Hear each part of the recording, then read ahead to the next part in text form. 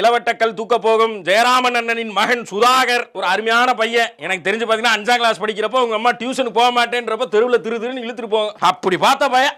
அண்ணே வேணாம்ண்ணே. சொல்றேன் பாக்கலாம். சரி போங்க. கல்ல தூக்கு. தம்பி கல்லே இப்படி கட்டி பிடிக்கிறியே, அது கல்ல தூக்குனா தான் பொண்ணுன்னு. இது பொண்ணு கிடையாது. கல்ல தூக்கு, கட்டி பிடிக்கிற தூக்கு. முட்டி வரைக்கும் வந்துருச்சு, இடுப்பு வரைக்கும் வந்துருச்சு, வந்துருச்சு வந்துருச்சு. விழுந்து ஒண்ணு சத்து கிட்ட போயில ஒன்னத்துக்கு இலாயக்கில் பாத்துக்கங்கப்பா, எல்லாம் பாத்துக்கங்க. அவ்வளவுதான், சத்து கிடையாது ஒண்ணு கிடையாது. தம்பி என்னாச்சு ஒரு மாதிரி போறியா? முதுகு பிடிச்சிக்கிச்சு எனக்கு. பிடிச்ச ஏன்பா முட்டி சத்தம் எதுக்கு வர்றீங்க? பாத்துக்கங்க, அதெல்லாம் பாத்துக்கங்க. நம்ம ஊர்க்காரங்களாம் பாத்துக்கங்க.